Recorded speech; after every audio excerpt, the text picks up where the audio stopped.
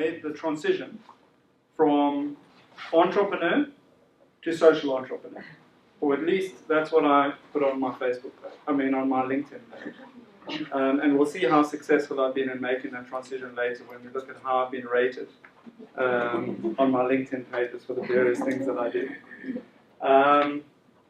What I did, of course, is get rid of the suit, put on a pair of jeans, and it takes a lot to get me back into the suit, I must tell you. I like being in a pair of jeans, and I hope you don't take offense this evening that I'm dressed pretty casually, but this is really the way I like to be as a social entrepreneur. So tonight's talk, because I'm only limited to 15 minutes, I actually even changed the title of my talk, because it's shorter, is Scaling Up for Social Impact. And it's really not my story, it's the story of SACAP and how we view ourselves as an organization as effectively a social enterprise. So let's reflect on what are the key differences between conventional entrepreneurship and social entrepreneurship. So firstly, I think the conventional entrepreneurial model starts with an entrepreneur identifying a gap in the market and seeing that there's an unmet want which presents an opportunity for some kind of a business idea, some kind of a profit-making scheme. So there's a strong profit motive, but it starts with the entrepreneur identifying the unmet want and a gap in a market. And then comes the idea of a product or a service, and then the entrepreneur starts to dream and starts to think, wow, well, if I've got this product or this service and I'm going to meet this unmet need or unmet want, I've got a vision for an organization that I could build, and the bigger the better. Raises capital from shareholders and starts to brand and build. And only later on, once the organization starts to build, do you start to think about things like culture and so on and so forth. The social entrepreneurship model is very different. It actually starts almost opposite, with a lot of idealism, a vision, and a set of values, and a recognition, because of that idealism, of some gap in society, some gap between the reality of what's in society and the idealism of the vision. And unlike the entrepreneur who focuses on unmet wants, the social entrepreneur generally focuses on unmet needs. Very often, more often than not, altruistic, but there may be a profit motive as well. And this is an interesting thing, is the tension between the altruism of the social entrepreneur and the profit motive. Wanting to see something succeed, wanting to see something grow, the ambition. Social entrepreneurs can still be very, very ambitious. And then comes the product or the service, funding as opposed to necessarily capital, so it's often a different type of capital structure. Stakeholders rather than shareholders. One needs to engage with a broader group than simply trying to raise capital from some interested parties who may be interested in the profit idea or the profit-making scheme. And then the branding and the building begins. But already in place, right from word go, is a strong sense of the vision and values that drive the organization. So I had a search on Google for social entrepreneurship and popped Forbes magazine's 30 under 30s doing some remarkable things in social entrepreneurship on a global basis. This is just one of them, and I don't know if you can see the picture of him behind there, but he's a pretty good looking guy. His name's Jason Aramburu, 27 years old, the founder of an organization called Rechar.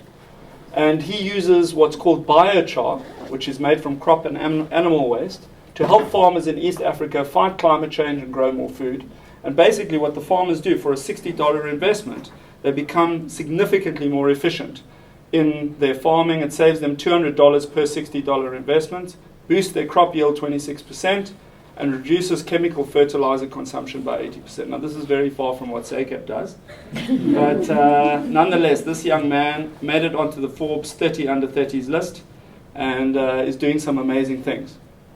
In fact, he was number 2 on their list.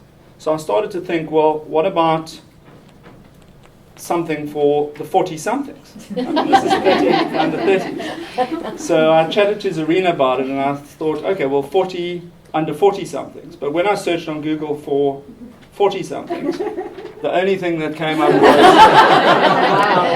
anti-aging and the new face of 47. It seems that once you're over 40, the only thing you can do of significance is keep yourself in reasonable shape. Okay, so if you have a look at the TED Talk series, you may have already seen Simon Sinek's great talk on starting with why. He's written 2 books, Starting with Why and Leaders Eat Last. And he said the way that great leaders inspire action is by reversing the traditional model. So he wasn't talking necessarily about social entrepreneurship, but he was saying that most corporates, most organizations start with what they do, then they get into their value proposition, and only later they start to get into the why of what they're doing. And in fact, many organizations struggle to identify the why. And I can say this from my own personal experience, having worked in a large corporate. I worked in an investment banking organization, and I tried to engage. I read up all about purpose and trying to inspire people with a sense of purpose. And I remember sitting with my team and saying, what's our purpose? Our purpose was to make money. So the what was making money, the how was making money, and the why was making money. And it was very difficult to move beyond that. When I made the transition into SACAP, what a difference. Our very first strategic session together as a team, everything was about the why. And that's one of the great strengths, in fact, of social entrepreneurs and social enterprises, is that they're very, very focused on the why. That's, in fact, their very reason for being. So let's just understand a little bit about the SACAP why, and you'll see how this fits in with the social entrepreneurship model. So SACAP's inspired by a vision of an empowered society of individuals that are in healthy relationship with themselves, their families, their communities, and basically, through that, building a healthy, well-knitted society. Of course, we all are aware of the enormous gaps between that vision and the reality. And we have a deeply traumatized and dislocated society and enormous untapped potential as well in our country. And for a society with probably one of the highest rates of trauma and dislocation in the world, we have one of the lowest rates of practitioners per capita, mental health practitioners per capita. So the gap is enormous, and that's not an unmet want, it's an unmet need. And because of that, we're mobilized and dedicated to the training of knowledgeable, skilled, and ethical practitioners that are responsive to the needs of our country and are able to bring about necessary healing and unlock that untapped potential. What's the how of SACAP? So we're a person-centered organization. I don't know if you recognize Leon, some of you may know him. Creating opportunities for our students to develop to their full potential, increasing their ability to activate resources at a broad community level that affects change and positively transforms society. And in fact, what we talk about in SACAP is the SACAP Diamond. And what is the SACAP Diamond? It's that person-centered approach, small classes, interactive. We use practitioner educators. We focus on giving our students applied skills, so real skills to go out there and make a change. And we give them an opportunity to get practical experience within their qualification itself. And that's what we call the SACAP Diamond. And this hasn't changed since the original social entrepreneur of SACAP, Mark Feitelberg, began SACAP nearly 20 years ago. This model really has not changed one bit, because this is really at the core of the how of SACAP. The what we are is almost incidental by this point. We happen to be an academic institution, an accredited private higher education provider. We provide qualifications, that's our product, in counseling, psychology and coaching, in the vocational realm, the academic realm and the professional space. A range of qualifications from NQF 5 up to 8. NQF 5 is just post-matric, NQF 8 is at an honours level or postgraduate level, and we're a national organisation. So what we call our 3 rings, and we haven't stolen Artie's rings over here. These are the SACAP rings. But this is our unique social enterprise model, really blending the what, the how, and the why into a 3 ring model. And it's the what is really the academic, the how is the diamond. But what really powers our organization is our desire to see social change and social transformation, positive social change and social transformation. And that's at the heart of what SACAP does. So that's just really a summary capturing some of the things I've already spoken about. So people automatically assume that a social enterprise has to be a non-profit organization. And I want to challenge, if I leave you with one thought tonight, I want to leave you with the thought that that's not necessarily true. In fact, whether you are a non-profit or a for-profit is really just a choice in terms of how you choose to fund yourself, and not a choice about whether you're a social enterprise or not. Okay. The traditional social enterprise, of course, is a non-profit organization. Those are the ones we're most familiar with, the NGOs.